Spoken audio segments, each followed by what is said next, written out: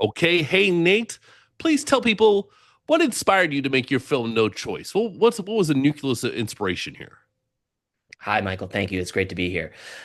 So, No Choice is a story about a young woman living in a state in the United States where abortion has been banned, and she's struggling. She's trying to put herself through school. She's living in a trailer with her mother, who's addicted to pills, working really hard, supporting everything. And she meets this guy. They go on a date. They have sex. The condom breaks. Now she's worried that she's pregnant. And living in this state where this particular healthcare opportunity has been criminalized, she is living in a nightmare. But then she starts having these nightmares, actual nightmares at night, that are suggesting that she's maybe even going to die. Um, so I was inspired, to answer your question, by the repeal of Roe versus Wade in 2022. It sort of startled me. I knew that the administration, that the then and current administration, was going to be pursuing some reactionary policies, but that kind of rollback of fundamental rights was not something I expected. And this is obviously something I'll never face. I'm a man. I can't get pregnant. But thinking about who is the person that is going to be most affected by this, I imagine somebody more or less in our main character's circumstances, somebody with not a lot of work flexibility, not a lot of resources, uh, a sort of social world that's not supportive of the simple drive to another state and get an abortion in a place where it's not criminalized. So envisioning that person's life circumstances, I was sort of scared by them, and I thought it sounds like a horror movie. And then the idea of her living nightmare and her prophetic nightly nightmares came to me after that. And that's the movie. Oh yeah, I definitely got the horror movie influence, and I want to ask you about that a little bit later. But I'm really interested, since you're a writer director, how did you begin the writing process? Did you start with an outline? Do you do cards, and then when you get the initial concepts sort of out on the table or whatever wherever it is, where do you take it from there? That's a great question. I love talking about this because story structure and the writing process are great mysteries that are near to my heart. I always start, the idea always comes in a flash. I always have images that occur to me. I always have a sense of the shape of the structure of the story. If I don't have that, I can't write. And from there, I will write one outline, which is a roadmap from which we are free to deviate. Um, I think you need to have a sense of where you're going and you need structure, but you also need to create room for spontaneity. And I love when my characters surprise me. Sometimes it's inconvenient, but you have to be open to that. Um, and so then, having written one draft, I took it to as many people as I could. And I'm eternally indebted, especially to the many women who read the script and gave comments and helped me shape this deeply intimate female perspective that I don't have immediate access to. Women who are mothers, women who have had abortions, women who have never been pregnant, women who are medical professionals, women who are just patients, all read it and gave feedback. And I have to most of all credit Hannah Deal, our star. Uh, Amy, the character that she plays, was someone I could sort of imagine, but she couldn't take life until Hannah gave her life, and that is what you see on the screen.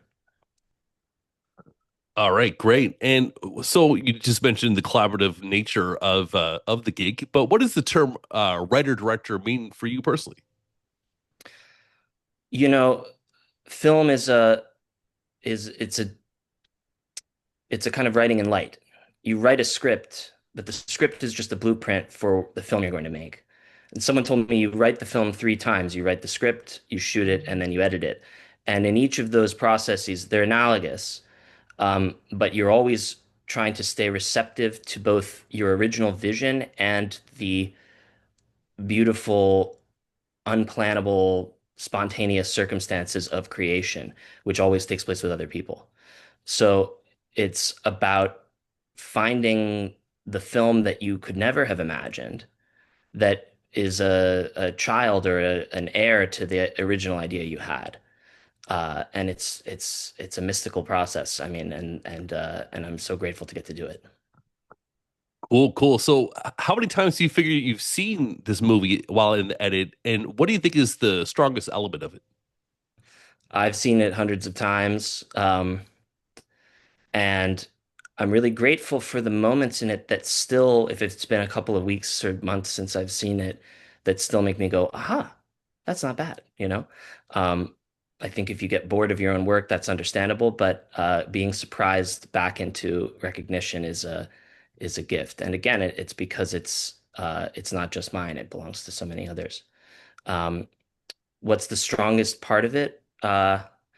I mean, visually, I think the strongest parts are the dream sequences, which I really have to credit our cinematographer, Alex Podolyanchuk.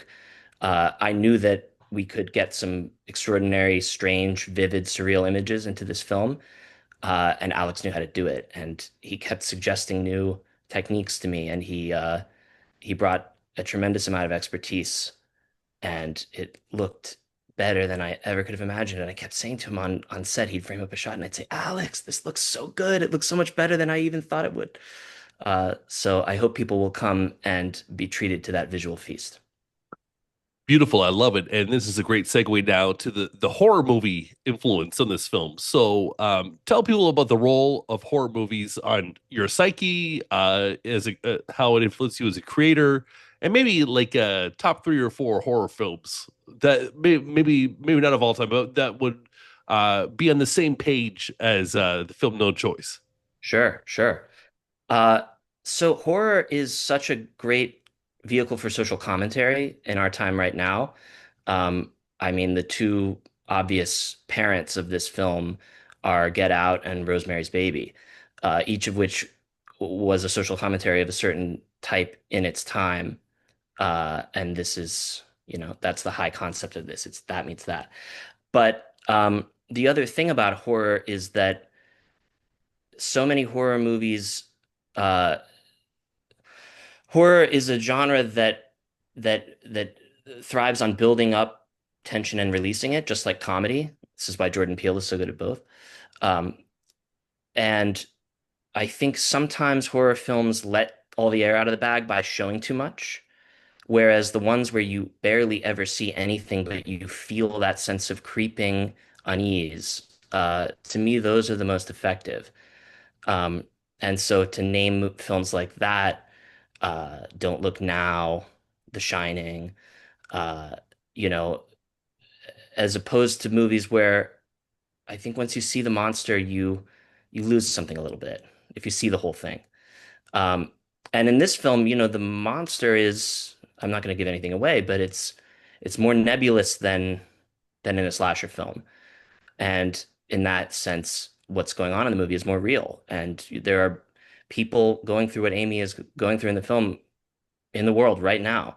It's not a movie. It's a horror story in real life that has graver stakes than zombies or werewolves. Oh, for sure. Oh, that's good stuff. And tell people about the strengths of your actors. You mentioned your lead actress. Why don't you tell people about the whole cast, or maybe a few of them? Yeah, I can't praise Hannah enough for the depth of her commitment and her heart and her versatility. But the whole cast is fantastic. They all showed up so ready to innovate and to improvise and to go into deep places. And we had long conversations, many of us, about their characters ahead of time. And I'm so grateful for every one of them: Jennifer Herzog, Robert Denzel Edwards, Hayden Frank, Maria Prudente, Adam Ratcliffe. And some of these people, Jennifer, we made the film in my hometown, Ithaca, New York, where I grew up doing theater and stuff. So Jennifer and I acted together on a stage in a local theater when I was a teenager and she was in college. Hayden and I were have been acting together since sixth and eighth grade. Oklahoma, shout out. Um, my friend Maria, I knew from grad school, who had been a actor for much of her life, and I knew that she could pull off that role. So it was great to write some of these roles for the people that I hoped would play them, and then to have them gratefully accept was just so gratifying. Beautiful. It sounds like you were a nice family unit. And sometimes people talk about like shooting a film like it's going to summer camp. So I'm imagining that was the case here. But were there memorable onset problems that arose in real time that you could tell us about solving? We were a shoestring budget production. Uh, Most of our equipment was borrowed, and we wound up shooting inside a former grocery store most of our scenes. It was the perfect little improvised film studio for us. We built all these sets inside. Unfortunately, the roof started leaking uh, late into post-production, and we had a devil of a time trying to get it patched. You can't have your sets flood in the middle of shoot. You can't have your equipment fried by sudden water. Um, so there were some nervous moments around that, but we managed to get it taken care of. Everything is always one step away from disaster, and that's what keeps you really alive and electrified. Okay, good to know. Good to know. And what are your thoughts on abortion laws, generally speaking? Uh, you know, the particulars state by state keep changing. I'm not going to comment on specific states' policies. What I am going to say is that Roe versus Wade was settled law. It was a national protection of a basic right to health care. Now that that's rolled back, any state can impose whatever draconian or more and more restrictive, more and more punitive system it likes. Um, I think if people look at Amy's life and circumstances, I think if they look at what she goes through, I think we can agree that some of these laws, all of these laws, are barbaric in their restrictiveness.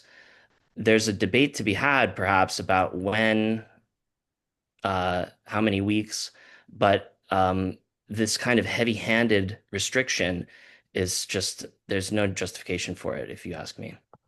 That's all I have to say about it. All right, okay.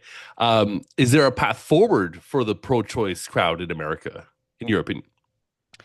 We're living in a very dark time, and it's very uncertain politically in this country. I know you're in Canada. The current administration just keeps doing crazier things. Right now, I'm in Los Angeles for the premiere.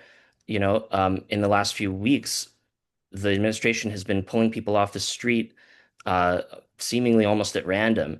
And when citizens of this city stand out and protest as they should, they're threatened with military force for peaceful protest. It's crazy. We're hurtling into something very scary and very much resembling a dictatorship. So path forward, I don't know. I think everybody who believes in liberty in this country has to get together and say we've had enough. Um, and I don't know where we go from here, but hopefully art can play a role in raising that consciousness. There you go. So I would say you did your part. Nate, thanks for your time. What is the final thought of this interview going to be? The final thought is that if you live in Los Angeles, please come and see No Choice on Monday, June 23rd at 9:30 p.m. at TCL Chinese Theater as part of Dances with Films. Dances with Films is a fantastic festival. There's a great lineup this year, and we look forward to seeing you there. Okay, well, thank you so much for your time. Thank you, Michael.